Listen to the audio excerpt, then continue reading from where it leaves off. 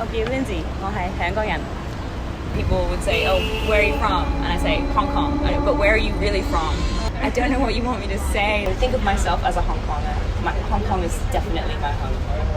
Being a Hong Konger is so much more than just what you look like, I think. But I don't think you need to justify it by how you look. I think it's in your heart, right? So when you're away from Hong Kong and you think of home and you think of Hong Kong and the streets of Hong Kong and the people of Hong Kong, and you know that's the place that you love and you know that's where you regard as home, I think that is enough. You don't need to justify it to anybody else. For every third culture kid, there's a bit of an identity struggle when you're growing up to sort of know where you fit in.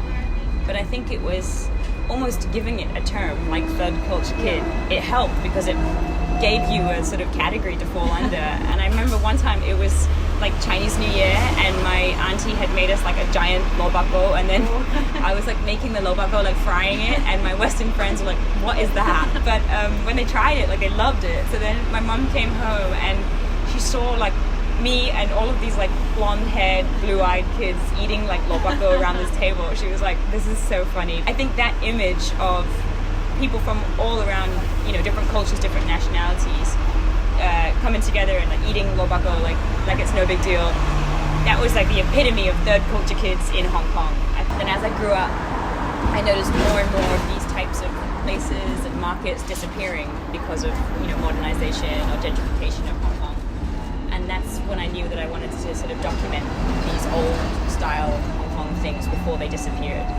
So my book, Sunset Survivors, I decided to write it because of my love for Hong Kong, and I wanted to document all the people that I believe are the real Hong Kong, and it's them and their stories which really bring this culture to life. So it's a lot of interviews with actually 30 different craftsmen and women who work in old traditional businesses in Hong Kong. Things such as face threaders, knife sharpeners, bamboo bird cage makers, jobs like that.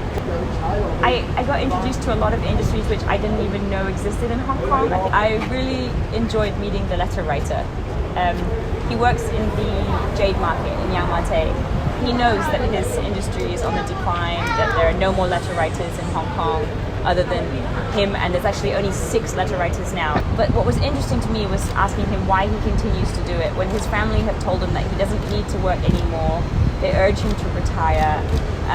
And like many of the Sunset survivors, he said that he continues to work just to give him a sense of purpose, a sense of something to do every day. I think Hong Kong spirit is being hardworking, resilient, and being true to what you believe in. And if we do have kids, we've already decided that, you know, we'd like them to learn about Hong Kong in the same way that I fell in love with Hong Kong. I think it's really important to show kids the real Hong Kong as well.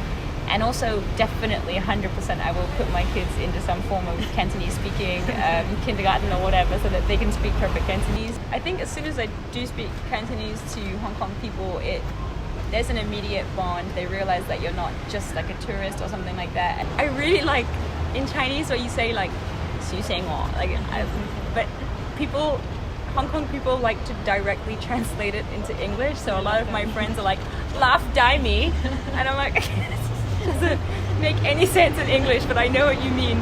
I like that one though. Yeah. And my main message to all Hong Kongers is don't forget why you love Hong Kong.